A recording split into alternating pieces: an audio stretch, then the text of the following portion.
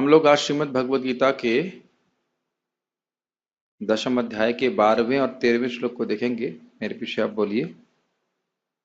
अर्जुन उवाच अर्जुन उवाच परम ब्रह्म परम धाम परं ब्रह्म परं धाम पवित्रं परमं भवान् पवित्रं परमं भवान् पुरुषं शाश्वतं दिव्यम् पुरुषं शाश्वतं दिव्यम् आदिदेवम् अजं विभुम् आदिदेवम् अजं विभुम् आहुस्त्वां ऋषयः सर्वे आहुस्त्वां ऋषया सर्वे देवर्षिर्नारदस्तथा देवर्षिर्नारदस्ततः असितो देवलो व्यासः असितो देवलो स्वयं व्यासः चैव ब्रवीषि मे। स्वयं चैव ब्रवीषि मे।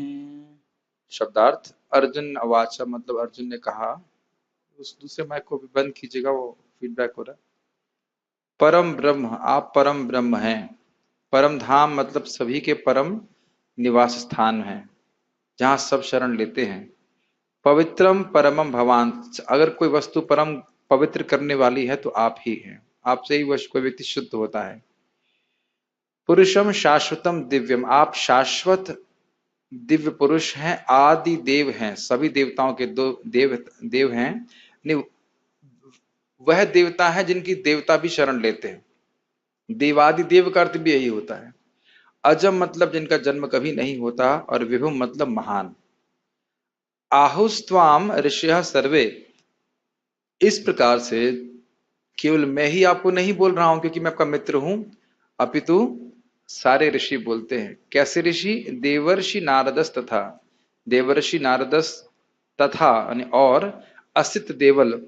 असित देवल एक ऋषि का नाम है। मुझे किसी ने पूछा तो मुझे लग रहा था कि ये दो ऋषि का नाम है, लेकिन दो ऋषि का नाम है। असित देवल एक ऋषि का नाम है, और व्यासदेव, और उसके बाद स्वयं चैव ब्रवीषि मे। सारे साधु तो कहते ही हैं, और आपने भी मुझे कहा है तो इसलिए मुझे विश्वास हो रहा है। तब देख सकते हैं कि अर्जुन जी, अर्जुन भक्त हैं भगवान की, इसलिए भगवान की बात का श्रद्धा पूर्वक अनुमोदन कर रहे हैं। यही बात भगवान ने पहली अभी बोली थी कि गुरु के मुख से सुन करके, वैष्णव गुरु के मुख से सुन करके व्यक्ति विश्वास करता है कि कृष्ण भगवान है और उनका भजन शुरू करता है, और फिर अपने भगवान अपने गुणों को अधिकाधिक उसके हृदय में प्रकाशित करते हैं। और यही हम अर्जुन के संग होते हुए देख रहे हैं। उस दरवाजे को बंद कर दीजिए। समझ रहे हैं? भगवान ने यही बोला था कि अहम सर्वस्व प्रभवो मत्तः सर्वम प्रवर्तते इति मत्वा, यह मानकर। तो कैसे मानेगा व्यक्ति? अरे मेरी बात मान रहे हैं कि नहीं मान रहे हैं आप लोग? हम बोलते हैं इस प्रकार से। मानने का मतलब, हाँ मैं आपकी बात मान रहा हूं, मतलब आपकी बात पे विश्वास है, आपकी बात पे श्रद्धा है। तो कैसे मानते हैं? एक गुरु के मुख से सुन करके, प्रमाणिक गुरु के मुख से सुन करके, तब समझते हैं कि कृष्ण भगवान है और वो कृष्ण का आश्रय लेते हैं। Make sense? ये डिस्टर्ब कर रहा है, इसको हटा दीजिए। ठीक है। तो यहां पे हम देख रहे हैं कि अर्जुन की श्रद्धा जो है वह अंधश्रद्धा नहीं है। क्यों अंधश्रद्धा नहीं है? क्योंकि नारद मुनि, असित देवल मुनि, व्यासदेव, महान महान लोगों से सुना है। जैसे मैंने आपको पहले भी बताया था, सार्वभौम भट्टाचार्य जी ने कहा कि श्रीमन चैतन्य महाप्रभु भगवान है। किसको कहा था? प्रतापरुद्र राजा को। तो उन्हें स्वीकार किया था, और इस बात और उसके फिर उस अनुसार कार्य किया। श्रद्धा से महाप्रभु की सेवा करी तो महाप्रभु की कृपा उनको प्राप्त हुई। इसीलिए कहा जाता है कि कृष्ण की कृपा से गुरु मिलते हैं और गुरु की कृपा से कृष्ण। क्या अर्थ है, समझते हैं इसका? अनुपम कृष्ण प्रभु बताइए, क्या अर्थ है? कृष्ण की कृपा से गुरु मिलते हैं और गुरु की कृपा से कृष्ण मिलते हैं। तो कृष्ण से अपनी कृपा करके खुद ही प्राप्त करा देते। गुरु के माध्यम से भगवान गुरु के माध्यम से हम पे कृपा करते हैं। हाँ, तो पहले भगवान जो है किसी व्यवस्था करते हैं, किसी जीव की इच्छा होती है उन्हें प्राप्त करने की, तो व्यवस्था करते हैं किसी वैष्णव से, उसकी क्या कहेंगे, उसकी उसका मेल जोल हो जाए, मेल मिलाप हो जाए, उनसे वो भगवान के बारे में सुने, उसके अनुसार वह अभिधेय करे, मतलब कार्य करे, और फिर वह भगवान के पास पहुंचे। क्योंकि भगवान से जीव अनादि रूप से बहिर्मुख है, तो भगवान जबरदस्ती नहीं करना चाहते। क्रमशः प्रेम का विकास करे और फिर वो भगवान के पास आए। ठीक है, ओके। आगे बढ़ते हैं हम लोग। अनुवाद।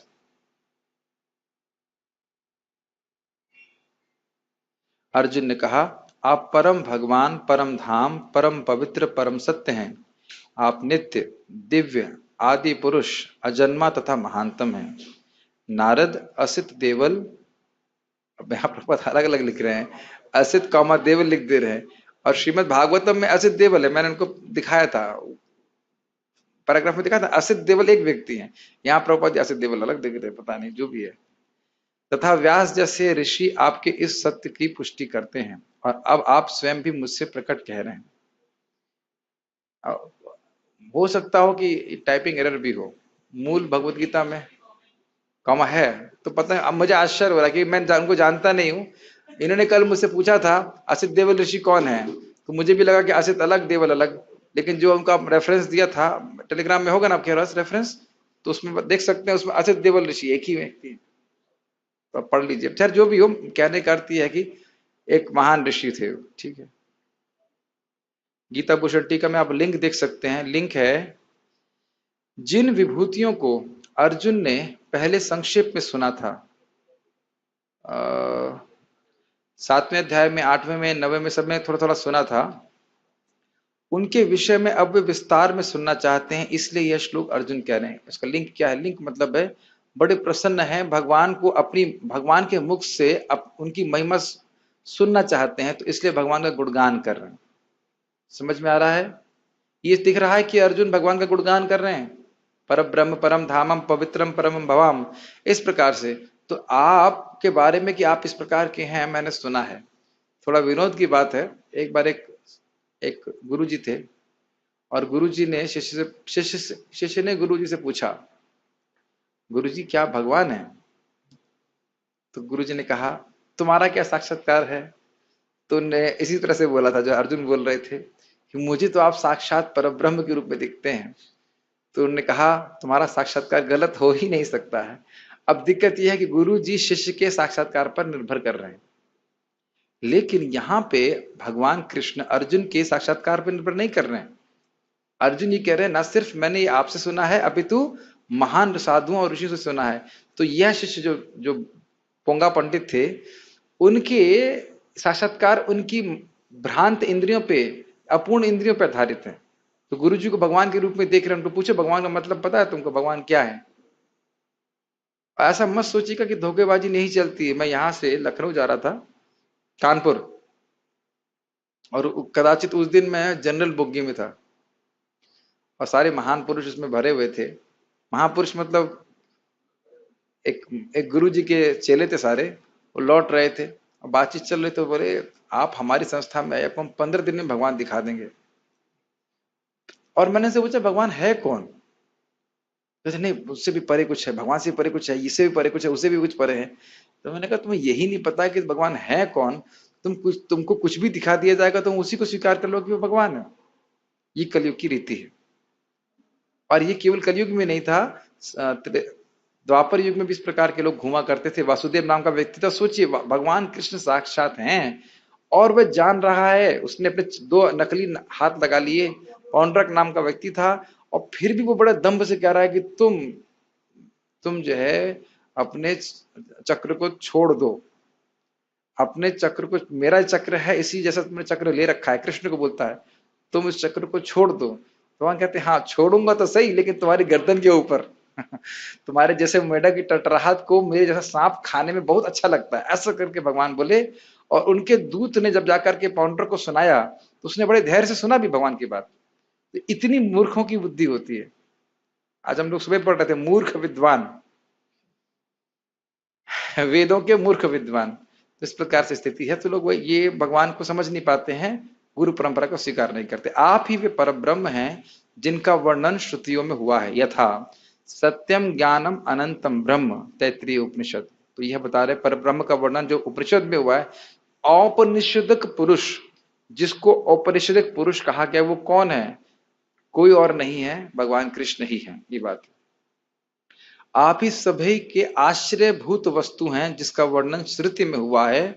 तस्मिन एव आश्रितः सर्वे तदउ नात्येति कश्चन, सभी वस्तुएं उन्हीं में आश्रय प्राप्त करती हैं, और उनसे परे कोई भी नहीं है। कट उपनिषद। अब देखिए, आप ये किसकी वर्णन हो रहा है? पर ब्रह्म वर्णन हो गया, परम धाम, धाम मतलब जहां व्यक्ति आश्रय लेता है, रहता है, जहां उसकी स्थिति होती है। तो ये बोल रहे हैं कि आपसे परे कोई धाम, आपसे कोई परिस्थिति नहीं है। अब एक रोचक बात है, जो श्लोक हमने देखा कठोपनिषद का, तस्मिन एवाश्रितः सर्वे तद उ नात्येति कश्चन, इसको पढ़ के आप ये नहीं समझ पाएंगे कि कृष्ण आश्रय है। इस श्लोक को पढ़ करके नहीं समझ में आएगा, इसीलिए श्रीमद् भागवत आश्रय लेंगे तब हमको समझ में आएगा कि कौन है वो। वेदांत सूत्र में बोल दिया कौन है वो, जन्मादि अस्यतः, परम सत्य क्या है, जन्मादि अस्यतः, लेकिन यह नहीं समझ में आया कि वो है कौन। तो इसके लिए टीका की आवश्यकता है। कौन है वो? भगवान कृष्ण। यह डेफिनेशन ठीक है कि परम सत्य कौन है, जिसे सब कुछ आता है, लेकिन वह है कौन? वह एक व्यक्ति है, और वह दिव्य व्यक्ति है, उनका नाम है भगवान श्री कृष्ण। ये श्रीमद् भागवतम से बड़ी आसानी से समझ में आ जाता है। ओम नमो भगवते वासुदेवाय। यस, तो ये बात समझ में आ रही है। यहाँ पे श्रील बलदेव विद्याभूषण जी इस बात को पुष्ट कर रहे हैं कि पर अर्जुन के जो वचन हैं वह श्रुतियों के द्वारा भी पुष्ट होते हैं, वो केवल भावुकता में इस बात को नहीं बोल रहे थे। कुछ कह रहे थे आप? इसमें जो प्रभु जी परम ब्रह्म ये बता रहे हैं, क्वेश्चन पूछ रहे हैं, ये बात अर्जुन भगवान जब उपदेश दे रहे हैं उसके पहले जाने हैं या बाद में ही ये क्वेश्चन देखिए, जानते थे? क्वेश्चन नहीं है, ये गुणगान है। जैसे कोई कहे कि आप कितने अच्छे कुक हैं, कैसे मालूम चलेगा?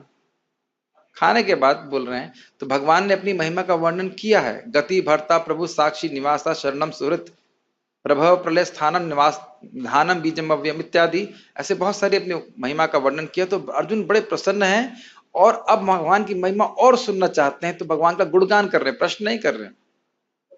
पहले तो अर्जुन नहीं जानते थे, जब पूछे थे कि अरे अर्जुन तो हमेशा जानते थे, लेकिन भगवान 7वें 8वें 9वें अध्याय में अपनी महिमा का वर्णन किए हैं। जैसे कि अभी 10वें अध्याय में वर्णन किया ना, अहम सर्वस्व प्रभु, सभी चीजों का स्रोत मैं हूं। तो यह सुनकर अर्जुन को और प्रसन्नता हो रही है, क्योंकि जानते हैं कि इस प्रकार, देखिए एक और इंटरेस्टिंग बात है, बहुत अच्छा बात आपने बोली है, ये अमृत भगवान के मुंह से निस्सृत हो रहा है। ठीक है, जैसे यहीं पे गाय दूही जा रही हैं, गाय के स्तन से दूध निकल रहा है, तो बछड़े को बड़ा उत्साह आता है, और इसी कारण से बछड़ा कुछ अपना मुंह मारता है ताकि और दूध आए, है कि नहीं? उसी प्रकार से अर्जुन भगवान को प्रोत्साहित कर रहे हैं, एक शब्द अगर इस्तेमाल करें, या प्रेरित कर रहे हैं कि वह अपनी महिमा को और बताएं। इसी को अब पढ़ने वाले हैं, मैं आपकी महिमा सुनकर तृप्त नहीं हो रहा हूं, इसलिए और बताइए, और बताइए, ये बात।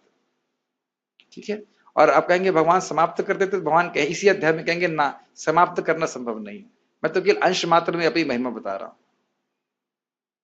ठीक है, आप परम पवित्र करने वाले हैं, क्योंकि मैं आपको इस रूप में जानता हूं कि आपका स्मरण करने वाले के सारे पापों को आप नष्ट कर देते हैं। परम पवित्र मतलब इससे अधिक पवित्र कोई कर नहीं सकता है। ये बहुत सुंदर बात है। क्यों सुंदर बात है?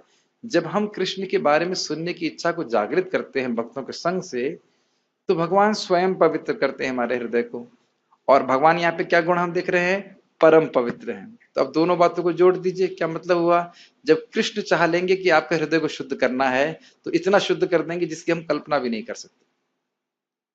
समझ में आया? यस। और एक अर्थ आप समझ सकते हैं कि जितना भगवान का भक्ति करके जीव शुद्ध हो सकता है, जिस प्रकार से शुद्ध होता है, वैसा अन्य किसी साधन से शुद्ध नहीं हो सकता। इसको सुखदेव गोस्वामी 6ठे स्कंद के पहले अध्याय में बोलते हैं। जैसा भक्ति करके शुद्ध होता है, ऐसा किसी तरह से शुद्ध नहीं हो सकता है। इसी को हम लोग भागवत में सुनते हैं, कर्माशयम घृततम उत घृतयन्ति सन्तः तदवद न रिक्त मतयो यतयोपि रूढ़ा स्रोतो गणान गणास्त मरणम भज वासुदेव। भगवान वासुदेव का भजन करो, क्योंकि ये इंद्रियों का जो प्रवाह है उसको तो महान महान ऋषि भी रोक नहीं पाते, लेकिन भगवान जब भक्त के हृदय को पवित्र कर देते हैं, तो फिर इनको बात को दोबारा भोग की इच्छा निर्भर होती। फिर प्रविष्ट कर्ण रंधेना स्वानाम भाव सरोरुहम धुनोति शमलम कृष्णा सलिलस्य यथा शरद।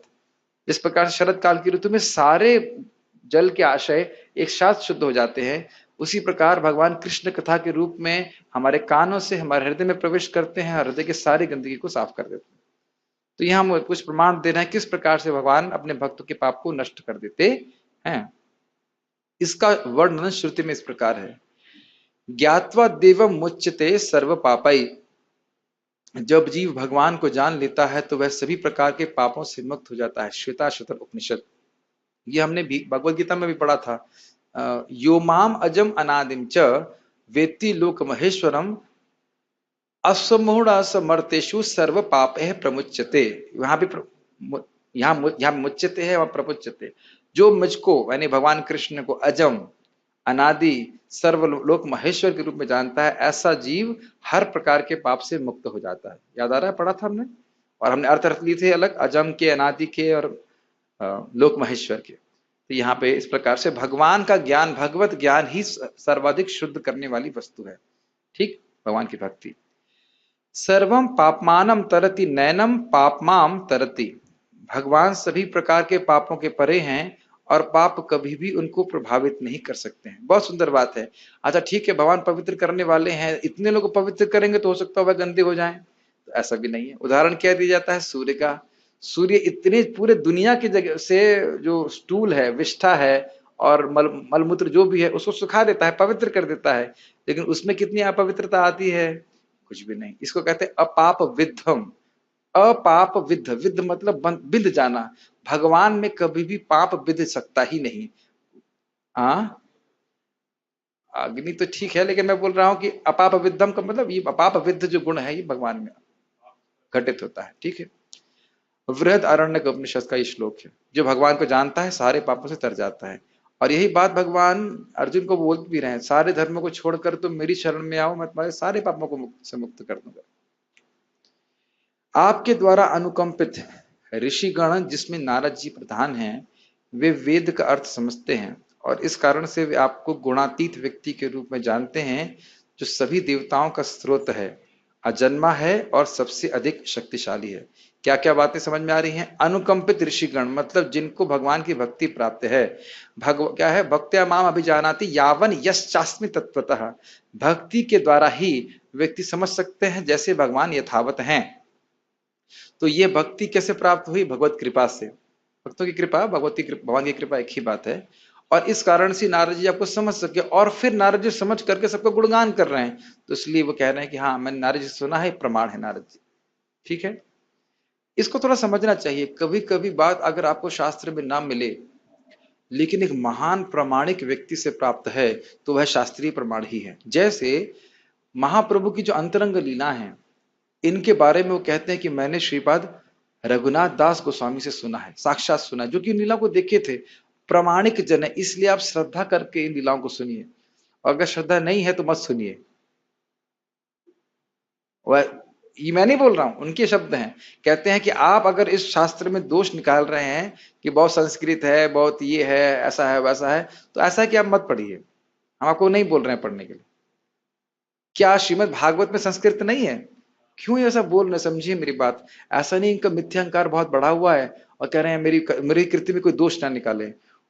अंत में लिखते हैं क्या? कहते हैं जो व्यक्ति लिखवाना चाहता था अब वो नहीं लिखवाना चाहता, इसलिए मैं रुक रहा हूं। वो जान रहे हैं कि ये कृति साक्षात श्रीमान चैतन्य महाप्रभु के द्वारा लिखी जा रही है, इसमें दोष निकालने वाला महाप्रभु में दोष निकाल रहा है। तो कह रहे हैं अगर आपको श्रद्धा नहीं है तो कोई बात नहीं, हाँ अगर श्रद्धा से सुनेंगे तो निश्चित रूप से चैतन्य महाप्रभु के चरण की प्राप्ति करेंगे। इस प्रकार के स्टेटमेंट्स वो स्वयं कहते हैं। तो भले ही आपको सीधे शास्त्र में ना मिले, लेकिन एक प्रामाणिक व्यक्ति बोला है जिसने देखा है उन लीलाओं को, तो फिर वह स्वीकार करना चाहिए। ठीक है, तो वेद कहते हैं। जैसे एक छोटी घटना बताऊं, प्रभुपाद जी से किसी ने पूछा, मुझे परमात्मा की फोटो बनानी है, परमात्मा बैठे हैं कि खड़े हैं? तो प्रभुपाद जी ने कहा कि ये शास्त्र में कहीं वर्णन नहीं है कि बैठे हैं कि खड़े हैं, लेकिन बैठे हैं कि खड़े हैं पता नहीं। तो प्रभुपाद जी ने कहा कि इसको समझने के लिए योगियों को हजारों लाखों साल तक तपस्या करनी पड़ती है, लेकिन वो खड़े हैं। समझ में आया आपको बात? कितनी गंभीर बात है।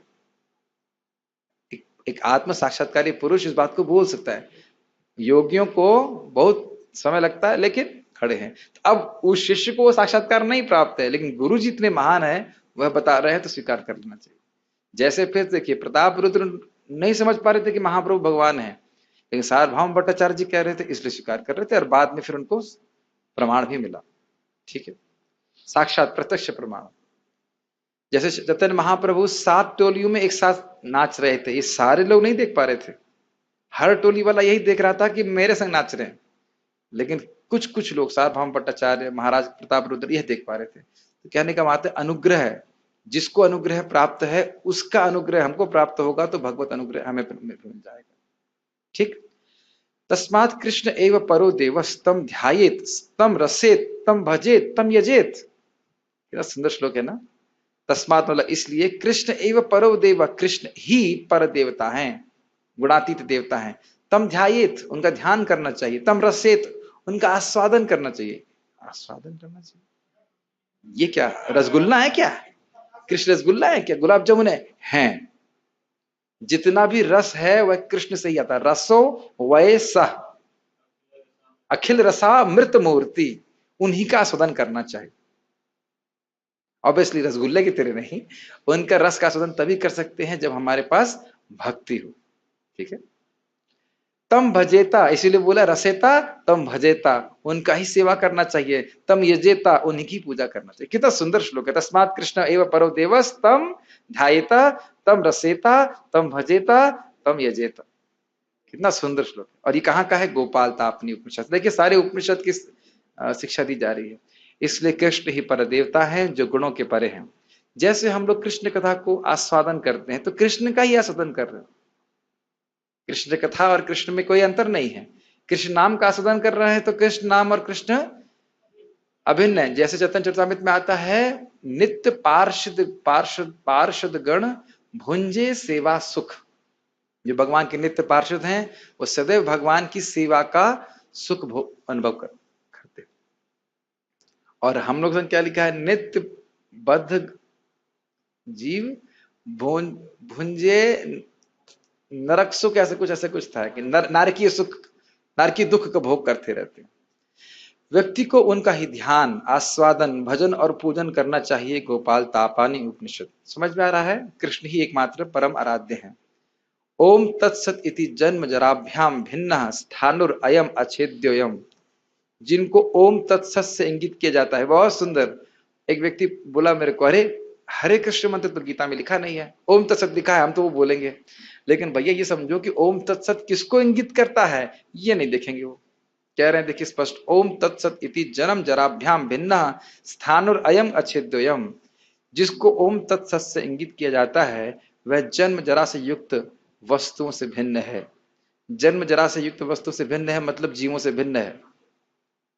ठीक, उनका रूप स्थिर है और वह अच्छेद्य है। ये भी गोपाल तापनी उपनिषद से ही, गोपाल जी के बारे में बात हो रही है।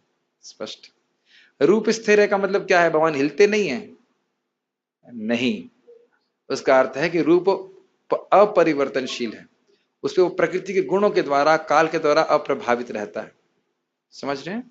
मैं इससे पहले कि आगे जाऊं ये बात बताना चाहता हूं। प्रभु जी का प्रश्न था, उसको फिर से समझाता हूं। तो आप कहेंगे, अरे आप कह रहे हो रूप अपरिवर्तनशील है, लेकिन कृष्ण तो छोटे बालक के रूप में आते हैं, फिर वह बढ़ते हैं, फिर और बढ़ते हैं, फिर 16 साल में फ्रीज हो जाते हैं। कुछ हार्मोनल प्रॉब्लम हो जाती है कि बढ़ते ही नहीं है ना? क्या कोई हार्मोन्स की प्रॉब्लम हो जाती है कृष्ण बढ़ते नहीं ना? ऐसा नहीं है। भगवान के वे सारे रूप जो अलग अलग अवस्थाएं भगवान दिखाते हैं वह शाश्वत है, लेकिन भक्तों को सुख देने के लिए वह अलग अलग रूप दिखाते हैं। और इंपॉर्टेंट बात यह है कि जैसे हम बचपन में, परशुराम प्रभु बचपन में आप उतने शक्तिशाली थे जितने अभी आप हैं? नहीं। क्या मैं एक जमाने में मेरी माँ बता सकती है कि मुझे ABCD बोलने में भी कठिनाई होती थी? आपको याद है वो दिन जब मैं ABCD भी नहीं बोल पाता था? हमारे महाराज बोल रहे थे कि ये विश्वास करना मुश्किल है कि गौरांग प्रभु कभी बोल भी नहीं पाते थे। बचपन में प्रभु जी बोल ना पाते हो, कितने अच्छे प्रवक्ता हैं। एक समय ऐसा रहा होगा कि मम्मी बोलना भी मुश्किल था। तो आप देख रहे हैं कि यहाँ पे जो हमारी भिन्न भिन्न अवस्थाएं हैं उसमें बल, ज्ञान, बुद्धि में अंतर है। समझ रहे हैं? लेकिन अच्छा ये भी है, हो सकता है बुढ़ापे में, हो सकता है हो ही जाएगा, बुढ़ापे में दांत बाहर आ जाए तो मैं कुछ जो बोल रहा हूं वो बोल भी नहीं सकूंगा। हम इधर से उधर कूद रहे हैं, वह भी नहीं कर सकेंगे, नहीं कर पाएंगे ना। तो हम देख रहे हैं यहाँ पे जो हमारे शरीर की अलग अलग अवस्थाएं हैं, उसमें शक्ति, बुद्धि, ज्ञान इत्यादि का भेद हो जाता है, रूप का भेद हो जाता है कि नहीं। लेकिन भगवान जब छोटे थे, जब पूतना को उन्हें मारा, और जब भगवान युद्ध स्थल में युद्ध कर रहे हैं, उनमें से अधिक शक्तिशाली किसकी शक्ति किसकी है? समान है। उस दिन पूछा था ना प्रश्न, कि सूर्य जो है वो सुबह गर्म होता है कि दोपहर में अधिक गर्म होता है? और प्राय लोग बोलते हैं हाँ दोपहर में अधिक गर्म होता है ना, सूर्य का तो एक ही टेम्परेचर। ठीक है, तो यानी कि भगवान के विभिन्न स्वरूप हैं जिनको प्रकट करते हैं। तो मैं ये बोल रहा हूं कि उनका रूप स्थिर है, स्थिर है मतलब अपरिवर्तनशील है, लेकिन उनके रूप अनंत हैं, और वह अनंत रूपों को प्रकट करते तो ऐसा लगता है कि वह बढ़ रहे हो। Make sense? और वह अछेद्य है। जैसे कि आप देख सकते हैं कि देवकी के सामने भगवान आए चतुर्भुज रूप में, और फिर उनकी इच्छा हो कि बाल रूप में हो जाए, तो चतुर्भुज बाल रूप में हो गए, और मुकुट था। फिर कितने नहीं, एकदम इंसान जैसे बच्चे लगने चाहिए, तो फिर द्विभुज रूप में हो गए, बभुआ प्राकृता शिशु। तो ये सारे जो रूप हैं भगवान की अनंत हैं। ऐसा नहीं है कि बच्चा ऐसा कर सकता है कि बड़े रूप में आए, फिर चतुर्भुज रूप में हो जाए, फिर छोटा बन जाए, ऐसा तो नहीं हो सकता ना। ठीक, यस। इस विषय की चर्चा में आपने स्वयं भी पुराण और इतिहास में ऐसा कहा है। जैसे भगवत गीता में आपने कहा है कि, ये देखिए टीका की शैली है, ऐसा अर्जुन नहीं कह रहे, लेकिन ये टीका में लिखा गया है कि भगवत गीता में आपने कहा है, अजोपि सन अव्यात्मा, मैं अजन्मा हूं और अव्यय हूं, फिर भी मैं इस जगत में अवतरित होता हूं। कहने का अर्थ यह कि अर्जुन अभी थोड़ी देर पहले सुन चुके हैं, आहुस्ताम ऋषिया सर्वे देवर्षि नारद सतः, आगे क्या था, असितो देवलो व्यास स्वयं चैव ब्रवीषु में। अभी आपने थोड़ी देर पहले ही बताया, जो बातें मैंने नारद जी और अन्य ऋषियों से पहले सुनी थी, वह अब आपके श्री मुख से पुनः सुन रहा हूं। बात बहुत दृढ़ हो गई, पुष्ट हो गई। ठीक, यस। ये ध्यान दीजिएगा कि भगवान बार बार ये एडवर्टाइजमेंट नहीं करते हैं कि वो भगवान है। अवतार ना ही कहे आमी अवतार, लेकिन जो ऋषिगण है वह आकृति प्रकृति के द्वारा उनको चिन्हित कर लेते हैं। तो जब भगवान यहां बता रहे हैं तो ये इनकी कृपा है। क्या बोले थे भगवान? वक्ष्यामि हित कामया, तुम्हारी हित कामना से। कैसे हित होगा? जब समझोगे कि कृष्ण भगवान है, तो उनकी भक्ति करके जीव कृतार्थ हो जाएगा।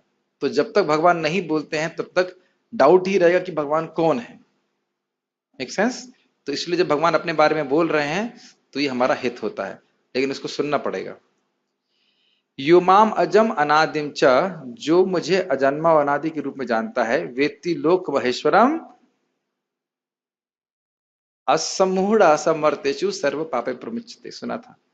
और अहम सर्वस्य प्रभवः, मैं ही सभी वस्तुओं का स्रोत हूं, भगवत गीता। ये बोल रहे हैं कि दशम अध्याय के ही श्लोकों में, नवम दशम अध्याय के श्लोकों को सुन करके मैं पूरी तरह से, क्या कहा जाएगा उसको, कन्विंस्ड को क्या बोला जाएगा हिंदी में, विश्वस्त हूं कि आप ही भगवान हैं। तात्पर्य, इन दो श्लोकों में भगवान आधुनिक दार्शनिक को अवसर प्रदान करते हैं, क्योंकि यहां यह स्पष्ट है कि परमेश्वर जीवात्मा से भिन्न है। इस अध्याय के 4 महत्वपूर्ण श्लोकों को सुनकर अर्जुन की सारी शंकाएं जाती रहीं और उसने कृष्ण को भगवान स्वीकार कर लिया। मीन्स 8, 9, 10 और 11 ये चतुश्लोकी गीता को सुनकर के व्यक्ति को विश्वास हो जाना चाहिए कि कृष्ण भगवान है। और प्रभुपाद जी इस बात को बोलते हैं भगवद गीता के इंट्रोडक्शन में कि अगर कोई सिद्धांतिक रूप से कृष्ण को भगवान स्वीकार नहीं करता तो वह भगवान को बिल्कुल नहीं समझ सकता, भगवद गीता को बिल्कुल नहीं समझ सकता। सिद्धांत में स्वीकार करना चाहिए। उसने तुरंत ही उद्घोष किया, आप पर ब्रह्म हैं। जीव ब्रह्म है लेकिन भगवान पर ब्रह्म है, यस, सभी के आश्रय हैं।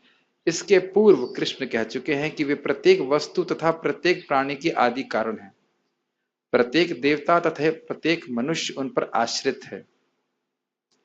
इसको समझना चाहिए। भागवत में बोला गया है, जन्मादि अस्य यतः, जन्म आदि। जन्म आदि का मतलब होता है, आदि मतलब होता है एक्सेट्रा। तो यानी कि न सिर्फ जन्म, स्थिति और प्रलय। ये बड़ी गंभीर बात है। हम किसी को जन्म दे दें ठीक है, लेकिन इसका अर्थ यह नहीं कि उसकी स्थिति भी मुझ पर निर्भर करती है, और यह भी जरूरी नहीं है कि प्रलय मुझ पर निर्भर करता है, उसका संहार मुझ पर निर्भर करता है। क्या ये बात समझ पा रहे हैं आप? भाई हमारे माता, सभी को हमारे माता, किसी ना किसी का जन्म माता पिता से हुआ है, लेकिन इसका मतलब ये नहीं कि पालन भी वही कर रहे हैं। यस। और स्वाभाविक के माता पिता थे ना अपने बच्चों को मारते। Make sense. लेकिन भगवान इस जगत की जन्म भी है, जन्म के कारण भी हैं, पालन भी वही कर रहे हैं, और संहार भी वही करते हैं और कोई और नहीं करता। जैसे बच्चे लोग खुद ही बालू का घरौंदा बोलते हैं, घर घरौंदा बोलते हैं ना, घरौंदा बनाते हैं, कुछ देर उसे रखते हैं और खुद ही तोड़ देते हैं। क्यों? मन है हमारा, खेल खेल में तोड़ देते हैं, आनंद आता है। हाँ, बनाने में जितना आनंद आता है उतना ही आनंद सुख से वह तोड़ भी देते हैं। ठीक है ना, कोई आसक्त नहीं होते।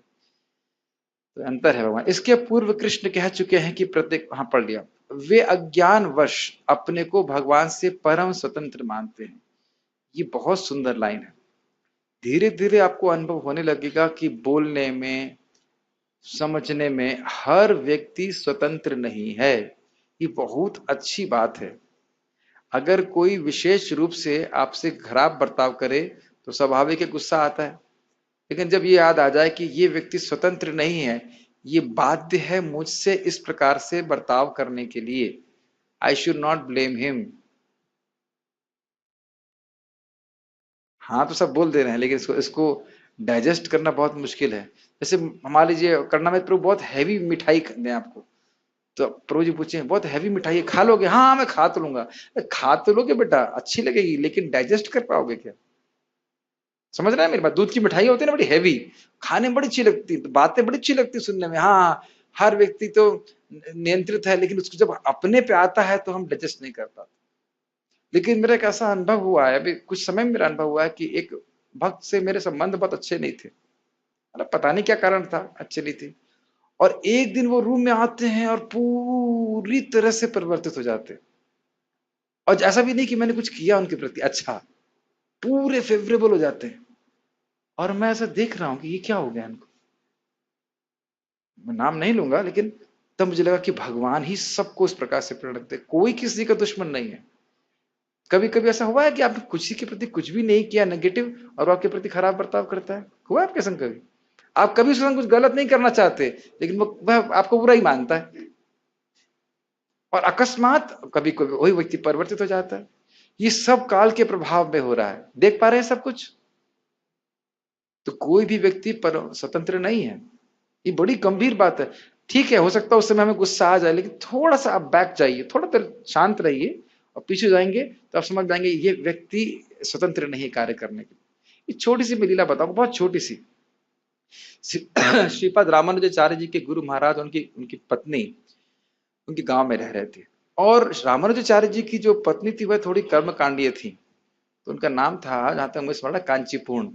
कांचीपूर्ण नाम था, गोष्ठीपूर्ण, मुझे स्मरण नहीं आ रहा है, नहीं गोष्ठीपूर्ण, गोष्ठीपूर्ण थे। उनके दो तीन गुरु थे, तो एक उनका नाम था गोष्ठीपूर्ण। तो गोष्ठीपूर्ण जो है अपनी पत्नी के संग वहां रह रहे थे। तो एक दिन वो कुएं में पानी भर रही थी। कौन? महापूर्ण, जो खैर कोई तो पूर्ण डिवोटी थे, अब महापूर्ण थे कि कांचीपूर्ण थे याद नहीं आ रहा है। अरे भाई ठीक है, लीला समझिए, कोई पूर्ण डिवोटी थे, नाम याद नहीं आ रहा। हाँ जो भी। अब वह उनकी पत्नी पानी भर रही हैं, और उनका बाल्टी कुछ छलक के उनकी बाल्टी में लग गई, कुछ हो गया, तो बहुत उन्हें बुरा सुनाया। और उनकी पत्नी जब वापस आके उनके अपने पति को बोलती हैं, तो पति उनके बिल्कुल झगड़ा नहीं करते, कहते हैं समय आ गया है, रघुनाथ जी चाहते हैं कि उनके वापस चले जाए, और चुपचाप अपना सामान लेके चले जाते। तो इस प्रकार से हम देखते हैं कि जो महान भक्त हैं वह भगवान के निर्देश को समझते हैं कि कोई व्यक्ति स्वतंत्र नहीं इस प्रकार से कार्य करने का, भगवान की व्यवस्था के द्वारा वो कार्य कर। ठीक है, लेकिन हम क्या सोचते हैं? हम मानते हैं कि ऐसा कर सकते, हम भगवान से सोच रहे हैं कि हम भगवान से स्वतंत्र हैं। अच्छा चलिए, बाकी चीज में स्वतंत्र ना हो, भोग करने में तो स्वतंत्र है ना, इंद्रिय तृप्ति करने में तो हम स्वतंत्र है ना, हम चाहेंगे तो इंद्रिय तृप्ति कर लेंगे, हम अगर चाहें तो इंद्रिय तृप्ति कर लेंगे ना। नहीं हो सकती? अरे ऐसे कैसे? अरे मैं पिक्चर, आपकी गीता क्लास में नहीं आता, मैं जा रहा हूं पिक्चर देखने, रोक लो मेरे को, है मेरे पास फोन, मैं देख लूंगा, क्या है? नहीं, जो भोग की वस्तु है वह भी भगवान से आई, स्वतंत्र कहाँ हो? जिन आंखों से देख रहे हो वो भी भगवान ने दी है, देखने की शक्ति भगवान ने दी है, और ये माया कि मैं इसको देख करके सुखी हो जाऊंगा, यह भी भगवान ने दिया। कहाँ स्वतंत्रता रही बताइए? तो इस तरह से जिसको देख रहे हो वो भी भगवान ही है, इन द सेंस भगवान ही शक्ति है। तो कोई स्वतंत्र नहीं है। जब से प्रभुपाद बोलते हैं कि मेरा हाथ है, तो मेरा हाथ मेरी इच्छा से और मेरे शरीर की शक्ति से चल रहा है। हाथ की स्वतंत्र इच्छा नहीं है कार्य करने की, शक्ति नहीं है। Make sense? ऐसे ही व्यक्ति को सोचना चाहिए, समझना चाहिए। वास्तविकता तो यही है कि भगवान से मैं स्वतंत्र नहीं हूं। इस स्वतंत्रता के भाव को त्यागूं और अपनी स्वेच्छा से अपनी स्वेच्छा को भगवान को समर्पित करें। थोड़ी समझ में आई बात? By your free will you submit your free will to Krishna. फिर से रिपीट करूं, अपनी स्वेच्छा से अपनी स्वेच्छा को भगवान को समर्पित कर दें।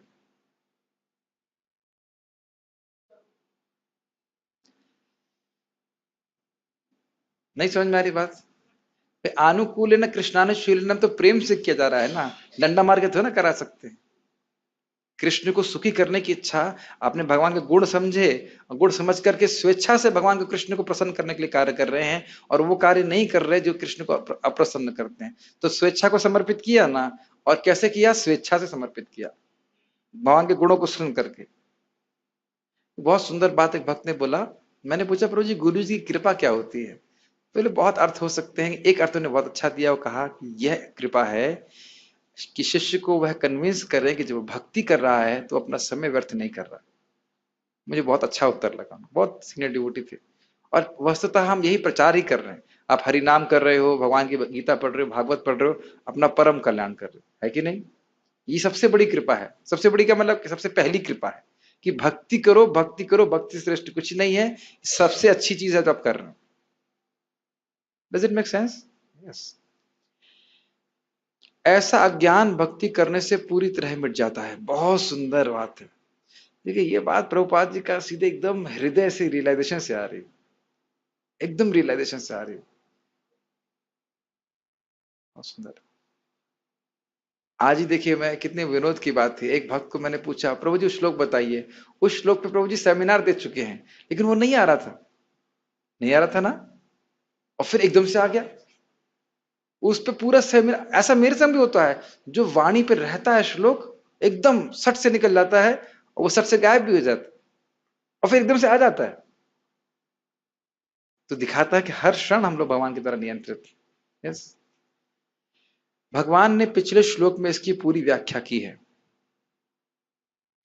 मुझे अभी जब ये जो प्रवचन कर रहे हैं इसको फेसबुक पे लाइव किया गया, तो मैं इसका फीडबैक देख रहा था। एक व्यक्ति ने मैसेज किया, प्रभु जी मुझे आपसे हरे कृष्ण मंत्र मिला था वृंदावन में, अब मैं पुणे में इस्कॉन, पुणे मंदिर में ब्रह्मचारी हूँ।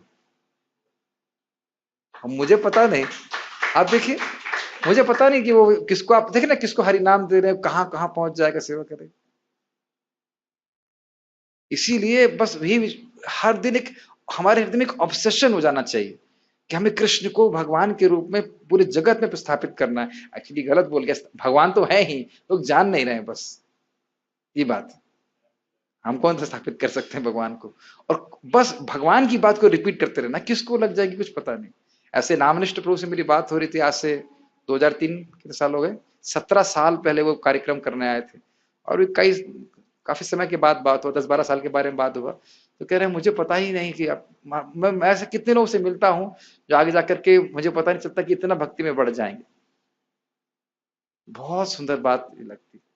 इसीलिए भक्ति का प्रचार करना चाहिए। हमें पता नहीं कि हम लोगों पर कितनी कृपा कर सकते हैं, और मुख्य बात यह है कि भगवान के उन्मुख हो जाते हैं। अब भगवत कृपा से अर्जुन उन्हें परम सत्य रूप में स्वीकार कर रहा है, जो वैदिक आदेशों के सर्वथा अनुरूप है। बहुत सुंदर बात है। वेद तो आज्ञा दे रहे हैं कि कृष्ण भगवान है, लेकिन जब भगवान की कृपा नहीं होगी तो लोगों को समझ में नहीं आएगा। कितना भी प्रमाण दीजिए वो कुछ उल्टा ही सोचेंगे। या प्रभुपाद जी के तात्पर्य में पढ़ेंगे गीता में, शास्त्र का प्रमाण सुनकर के भी लोगों को विश्वास नहीं होता कृष्ण के भगवान। और आप देख लीजिएगा, प्रमाण प्रचीन करेंगे, शास्त्र सुनकर के भी लोग कुछ उल्टा ही अर्थ लेंगे, नहीं समझ पाएंगे। तो उनका जब पाप नष्ट होगा तब शास्त्र विश्वास होगा। ऐसा नहीं है कि परम सखा होने के कारण अर्जुन कृष्ण की चाटुकारी करते और उन्हें परम सत्य भगवान कहा जा रहा है। इन दो श्लोकों में समझ में आया ना, ऐसा नहीं दोस्त ने तो इसलिए बोल रहे हैं। इन दो श्लोकों में अर्जुन जो भी कहता है उसकी पुष्टि वैदिक सत्य द्वारा होती है। वैदिक आदेश इसकी पुष्टि करते हैं कि जो कोई परमेश्वर की भक्ति करता है वही उन्हें समझ सकता है, अन्य कोई नहीं। ये सब प्रभुपाद जी सार में बोल दे रहे हैं जो जिन वैदिक श्लोकों को हमने टीका में पढ़ा था। इन श्लोकों में अर्जुन द्वारा कहे शब्द वैदिक आदेशों द्वारा पुष्ट होते हैं। अब देखिए आ रहा है ना।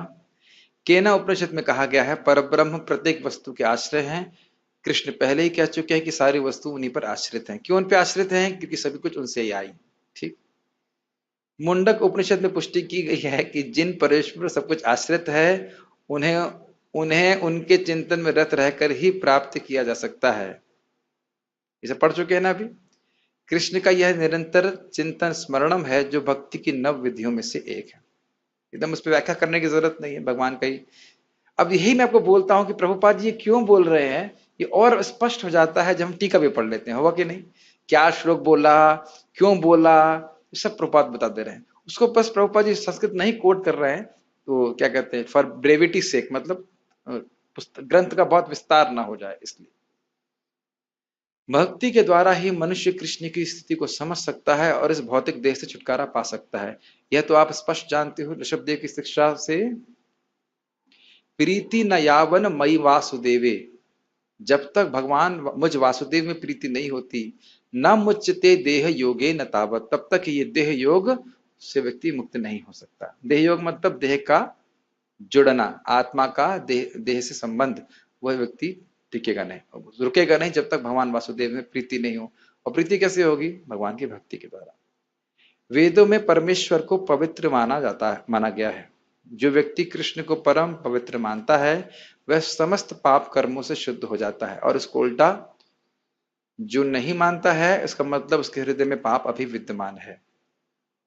ये थोड़ा समझिए बात। यो माम अजम अनादिम च व्यक्ति लोक महेश्वरम, जो व्यक्ति भगवान को अजम अनादि और लोक महेश्वर के रूप में स्वीकार कर रहा है, इसका अर्थ है कि उसके हृदय से पाप चला गया है, नहीं तो वो स्वीकार ही नहीं करता।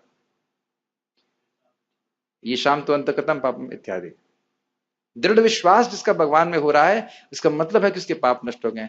बार बार समझना चाहिए, जब शास्त्र में लिखा है कि यह श्लोक पढ़ेगा, यह गीता का अध्ययन करेगा तो उसके पाप नष्ट हो जाएंगे, अर्थात उसकी भक्ति प्राप्ति में जो भी कर्म फल बाधा होते वह नष्ट हो जाते हैं।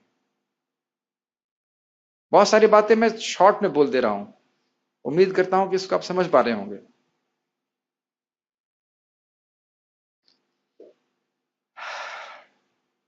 भगवान की शरण में गए बिना पाप कर्मों से शुद्धि नहीं हो पाती, कुछ ना कुछ पाप बना रहता है। उदाहरण दिया जा रहा है जैसे बांस, ज्ञान के द्वारा, मतलब भगवान से रहित ज्ञान तपस्या इत्यादि के द्वारा व्यक्ति पाप को नष्ट करता है। जैसे गुल्म इवानलह, जिस प्रकार से बांस के वृक्ष को, समूह को आग जला देती है। अभी उदाहरण क्यों दिया सुखदेव गोस्वामी ने, ये तो मैंने अब अपने आंखों से देखा। सही में भागवत उसको समझ में आ सकती है जो गांव में रहता हो, क्यों आप आंखों से देखते हैं। अभी गन्ने काटे गए, काटे तो गए, चलो ठीक है, उसके बाद जला दिए गए। हमने कहा अरे जला क्यों दिए गए? तो कहते हैं प्रभु जलाने के बाद ये और अच्छे हो गएंगे, और वाकई और अच्छे हो गए, खूब बढ़िया से उग रहे। जला दिया गया उसको और फूट रहे हैं वो। तब अब समझ में आ रही है ये उपमा कि ज्ञान के द्वारा नष्ट करने का प्रयास तो किया, लेकिन पाप नष्ट हुए नहीं, फिर निकल रहे, फिर पाप की प्रवृत्ति प्रस्तुत हो जाती।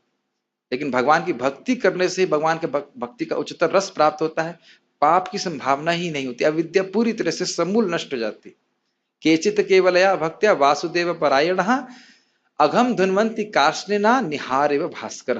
हर प्रकार के पापा विद्या का नाश कर देते। कौन? जो केवल भक्ति, शुद्ध भक्ति का आश्रय लेते हैं। यही बात बोल रहे हैं अर्जुन द्वारा। और एक इंपॉर्टेंट बात है, जो व्यक्ति परम पवित्र हो गया है उसके अंततोगत फल क्या प्राप्त होना चाहिए कि उसको अपना स्वरूप भगवान से समझ में आ जाना चाहिए। उसका स्वरूपगत संबंध क्या है भगवान से आ जाना चाहिए। और अगर नहीं समझ में आया तो मतलब अभी शुद्धिकरण में कुछ कमी है। ये बात समझ पा रहे हैं? सूर्य की रोशनी जिसने समझ ली, सूर्य के गोले को समझ लिया, उसमें कुछ कमी है? नहीं बोला, नहीं नहीं, हाँ नहीं नहीं, हाँ, समझ ही नहीं रहे मैं क्या बोल रहा हूं। जिसने सूर्य की रोशनी को देखा उसके ज्ञान में कुछ कमी है? नहीं, कमी है। उसने सूर्य के गोले को नहीं देखा अभी। जिसने सूर्य के गोले को देख लिया उसके ज्ञान में कुछ कमी है? अब तो समझ में आ गया, हाँ, क्योंकि सूर्य देवता को नहीं देखा और अंदर प्रवेश नहीं किया। लेकिन जिसने सूर्य देवता को देख लिया, सूर्य लोक में प्रवेश कर गया, उसमें कुछ कमी है ना? सूर्य को रोशनी को भी देख रहा है, सूर्य के गोले को भी देख रहा है। तो जिसने ब्रह्म अनुभव किया, परमात्मा का अनुभव किया, वह भी पूर्ण साक्षात्कार को प्राप्त नहीं हुआ जब तक वह भगवत साक्षात्कार को प्राप्त ना हो। समझ में आई बात? यस। अर्जुन द्वारा कृष्ण को परम पवित्र मानना वेद सम्मत है। इसकी पुष्टि नारद आदि ऋषियों द्वारा भी हुई है। शास्त्र गुरु साधु वाक्य चित्ते कोरिया। शास्त्र बोल रहा है, साधु गुरु भी बोल रहे हैं, तो इसलिए साधु गुरु मतलब साधु कौमा गुरु। बहुत सारे साधु हैं, उनमें से एक साधु हमारे गुरु होते हैं, तो इसलिए साधु गुरु कहा जाता है। कृष्ण भगवान हैं और मनुष्य को चाहिए कि वह निरंतर उनका ध्यान करते हुए उनसे दिव्य संबंध स्थापित करे। वे परम अस्तित्व है। परम अस्तित्व का अर्थ क्या हुआ? उनसे परे कोई अस्तित्व नहीं है और किसी की सत्ता उससे परे नहीं है। ऐसा मत सोचिए कि ऐसा लोग नहीं सोचते। मेरे कैसे पार्थ प्रो मेरे साथ में थे, हम एक भक्त के घर में गए थे, याद है उनके भैया क्या बोल रहे थे? कृष्ण को हम भगवान मानते हैं लेकिन उससे परे भी कुछ है, उसकी पूजा मैं कर रहा हूं। याद आ रहा है आपको? यस, हाँ, दिल्ली में। तो इस प्रकार से लोग जो है धारणा रखते हैं, और वह है कौन थे वो महत्वपूर्ण नहीं है, क्या सोच रहे थे वो ज्यादा महत्वपूर्ण। इस प्रकार की धारणा लोग रखते हैं और इसका कोई आधार नहीं है। अगर उनसे पूछो कि भाई कृष्ण के परे कौन है, क्या है, किस आधार पर बोल रहे हो, तो कोई आधार नहीं है। और इस पे बड़ा सही बताऊं तो क्रोध भी आता है कि इतनी बड़ी बड़ी बातें बोल रहे हैं आधार रहित, बड़बड़ कर रहे हैं। इसे कहते हैं बकवाद। बकवाद समझते हैं? बगुला काव काव कर रहा, पच पच कर रहा है, लेकिन उसका आधार नहीं है। बहुत जब आप शास्त्र से बोलने लग जाइए और इस प्रकार की कोई बात बोले तो बड़ा क्रोध आता है कि ऐसा क्यों बोल रहे हो, लेकिन वो बगुला की तरह बकबक करना चाहते हैं।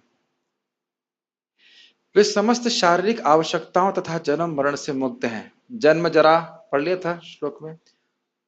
इसकी पुष्टि अर्जुन ही नहीं, एक मिनट, आप कह रहे हो कि वे समस्त शारीरिक आवश्यकताओं तथा जन्म मरण से मुक्त हैं, लेकिन कृष्ण तो मक्खन के लिए रोते हैं, तो भूख लगती है उनको। हाँ, तो भूख लग रही है तो पेट होगा ना उनका, तभी तो भूख लग रही है। रो रहे हैं, कुछ सुनाई नहीं दे रहा है, माइक पे बोलिए। तो कह सकता है कि भाई कृष्ण को तो लगता है शरीर की आवश्यकता है। अरे वो मिक्सर गिर जाएगा। हाँ, प्रेम हाँ, में आदान प्रदान होता है। भगवान इस तरह से अपने भक्तों के साथ आदान प्रदान करना चाहते हैं। जैसे हम भीष्म पितामह के भी केस में देखते, भगवान शरीर से खून निकल रहा है। एग्जैक्टली, दो ने नियम बताए, दो लीला का स्मरण कराया। माता यशोदा चाहती हैं कि कृष्ण उनका दूध पिए, तो कृष्ण को भी भूख लगती है। आपको याद है ना, पत्रम पुष्पम फलम, तो हमने सीखा था कि जब भगवान को भोग लगाना चाहते हैं तो भगवान को भी भूख लगने लगती है। ठीक। और दूसरा जिन्हें धारण दिया कि भीष्म पितामह लड़ रहे हैं, वो क्षत्रिय आवेश में हैं, उनकी सेवा ही है कि भगवान कृष्ण पे बाण मारें, और भगवान ऐसे खड़े हो जाते और सारे बाण पार हो जाते, तो फिर तो कोई मजा ही नहीं आता युद्ध करने में। तो भगवान के भी दिव्य वपु से जैसे काटा नहीं जा सकता, उनको स्पर्श भी नहीं किया जा सकता, उनके दिव्य वपु से भी भगवान ऐसी प्रतीति कराते हैं कि रक्त निकल रहा है। नहीं तो क्षत्रिय आवेश में होने का फायदा क्या है कि नहीं? हाँ, उनकी लीलाएं अति विडंबना। हाँ, अति विडंबना मतलब, विडंबना का मतलब नाटक है। वह इंसानों के जैसा लीला करते हैं, लेकिन ऐसे कार्य करते हैं कि अति मर्त्यानी भगवान गूढ़ा कपट मानुषा, लेकिन ऐसी लीला करेंगे जो हम नहीं कर सकते। अब ठीक है, वो बच्चे की तरह रो रहे हैं, लेकिन वो बच्चा गिरिराज जी को उठा भी लेता है, और हमको लड़ावनी उठाने के लिए ट्रैक्टर चाहिए होता है कि नहीं? ये बात। इसकी पुष्टि अर्जुन ही नहीं अपितु सारे वेद, पुराण तथा इतिहास ग्रंथ करते हैं। सारे वैदिक साहित्य में कृष्ण का ऐसा वर्णन मिलता है, और भगवान स्वयं चौथे अध्याय में कहते हैं, यद्यपि मैं अजन्मा हूं, किंतु धर्म की स्थापना के लिए पृथ्वी पर प्रकट होता हूं। सॉरी, कहां गया? ये परम पुरुष हैं, उनका कोई कारण नहीं है, क्योंकि वह समस्त कारणों के कारण है और सब उन्हीं से उद्भूत है। ये सब स्पष्ट है। उद्भूत है अर्थात वह सब कुछ उन्हीं से आता है। ऐसा पूर्ण ज्ञान केवल भगवत कृपा से प्राप्त होता है, ये भी हम पढ़ चुके हैं। यहां पर अर्जुन कृष्ण की कृपा से ही अपने विचार व्यक्त करता है। ये बहुत सुंदर बात है। देखिए, भगवान इस समय अपनी महिमा को अर्जुन के हृदय में पूर्ण रूप से प्रकाशित करते हैं और अब उनसे रहा नहीं जा रहा है कि बात उद्घोषित न करें। जैसे कि माता कुंती के हृदय में भगवान की महिमा समझ में आ रही है, इसलिए वो बोल रही हैं, नमस्ये पुरुषम त्वाद्यम क्या है आगे, नमस्ये पुरुषम त्वाद्यम ईश्वरम प्रकृति परम अलक्षतः सर्वभूतानां अंतर्बहिरवस्थितम। प्रभुपाद जी से गाते हैं। तो उनकी महिमा प्रकाशित हो रही तो वह भगवान के बारे में बोल रही हैं। तो यहीं पे बोल रहे हैं अर्जुन कृष्ण की कृपा से भगवान की महिमा समझ पा रहे हैं और उनकी कृपा से वह बोल रहे हैं इस प्रकार से, और हम सब लोग समझ पा रहे हैं। यदि हम भगवत गीता को समझना चाहते हैं तो हमें इन दोनों श्लोकों के कथनों को स्वीकार करना होगा, नहीं तो हम समझ नहीं पाएंगे। क्यों नहीं समझ पाएंगे, क्या वक्त प्रॉब्लम होगी? कुछ लोग बोलते हैं गीता इतना सुंदर ग्रंथ है, एक व्यक्ति कैसे बोल सकता है? गीता इतना अच्छा ग्रंथ है, इतना परफेक्ट ग्रंथ है कि ऐसा हो ही नहीं सकता कि एक व्यक्ति बोलता हो। कभी ये भावना आपके मन में आई? क्यों नहीं आई? आप पहले दिन से स्वीकार करो कि भगवान बोल रहे हैं, तो उनके लिए क्या कठिनाई है बोलने में? ये अंतर पड़ गया। अब देखने कितना अंतर पड़ गया। जो व्यक्ति कृष्ण को भगवान नहीं स्वीकार कर रहा, वो कह रहा है नहीं, एक व्यक्ति ने नहीं बोली, कई लोगों ने मिलकर बोली है। अब उनसे पूछो ये किसने बोला आपको, क्या गीता में लिखा है? भगवान बोले कि अच्छा भाई अर्जुन में थक गया, आप चौथे अध्याय के बाद अब कोई नए भगवान आएंगे वह बोलेंगे? हाँ, शिव बाबा बोलेंगे नहीं। और अब देखिए किस प्रकार की अंधश्रद्धा से लोग युक्त हो जाते हैं, बड़ा आश्चर्य होता है। लेकिन हम अगर कोई व्यक्ति कृष्ण को स्वीकार करता है भगवान के रूप में तो बड़ी सहज रूप से गीता को समझ सकता है, क्योंकि भगवान उसको हृदय में मदद करेंगे। जब गुरु परंपरा के द्वारा ज्ञान स्वीकार करते हैं तो ध्यान दीजिएगा, हम भगवान की बात को स्वीकार कर रहे हैं। भगवान ने ऐसे बोला है, गीता ऐसे स्वीकार करनी चाहिए। एवं परंपरा प्राप्तम इमम राजर्षयः विदु। तो जब इस प्रकार से परंपरा में नम्र होकर के स्वीकार करते हैं तो भगवान हृदय को अंदर से भी ज्ञान देते हैं। बाहर से तो गुरु जी ज्ञान दे रहे हैं, अंदर से भी हम भगवान ज्ञान देते हैं। और जब हम स्वीकार नहीं करते तो बाहर से कितना भी प्रयास करें अंदर से भगवान ऑफ कर देते हैं, कुछ समझ में नहीं आएगा। Govind, make sense?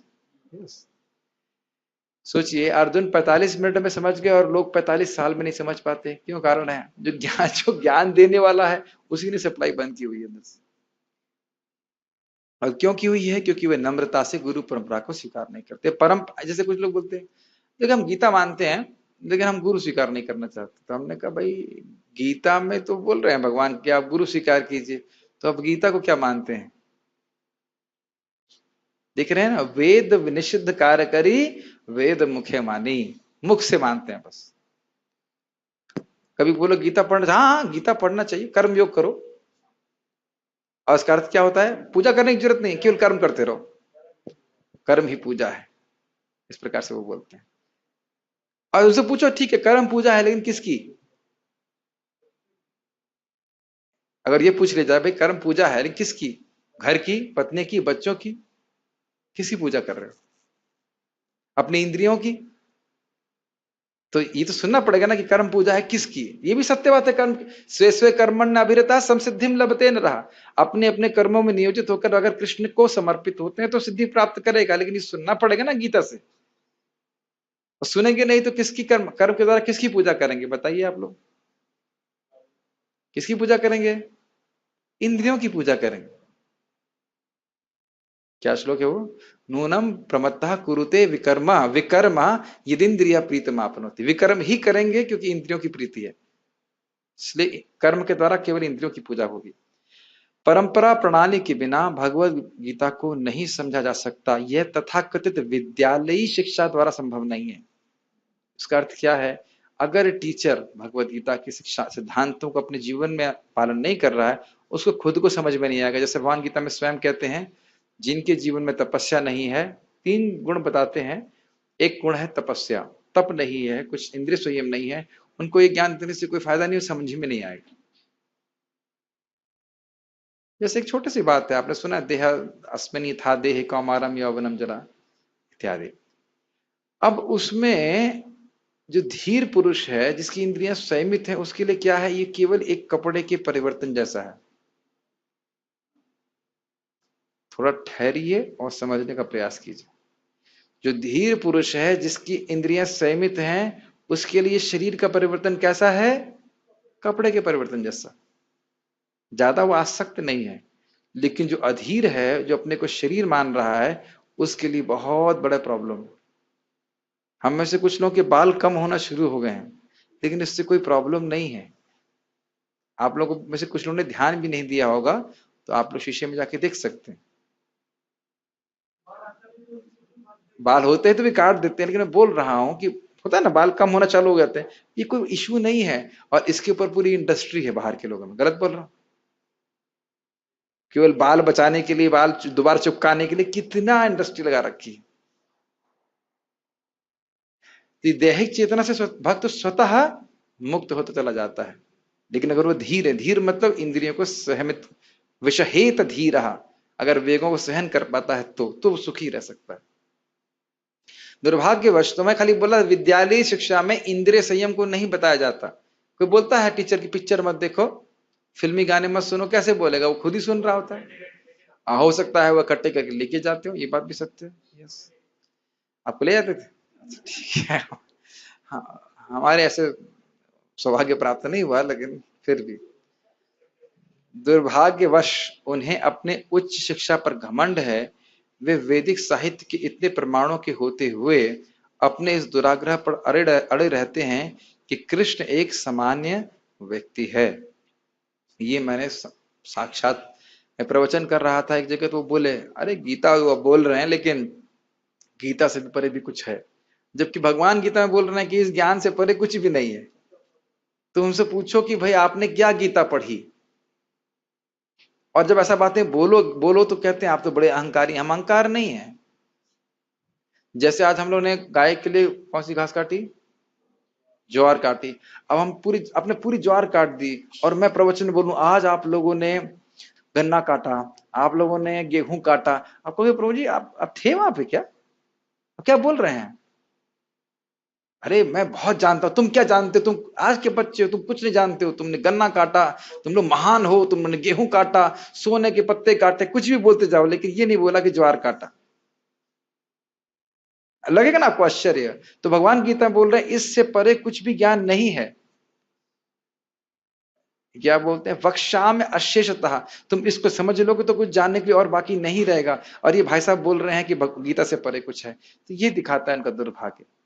तो यहां पे हमने श्लोक से ही सीखा, अर्जुन भगवान की महिमा को और समझना चाहते हैं, इसलिए भगवान को प्रेरित कर रहे हैं कि महिमा को और बताएं। भगवान की महिमा उनको हृदय में प्रकाशित भी हो रही है, और उसको सत्यापित कर रहे हैं कि ये जो महिमा है ये केवल मेरे रियलाइजेशन नहीं है, अन्य महान आचार्यों से सुना है, वेद शास्त्र इस बात की पुष्टि करते हैं, और मैं इसको स्वीकार करता हूं। जब तक कोई व्यक्ति भगवान कृष्ण को भगवान के रूप में स्वीकार नहीं करता, वह भगवान की भगवत गीता को बिल्कुल नहीं समझ सकता है। कोई प्रश्न है? Okay, good. श्रीमद् भगवद गीता की जय। श्री प्रभुपाद की जय।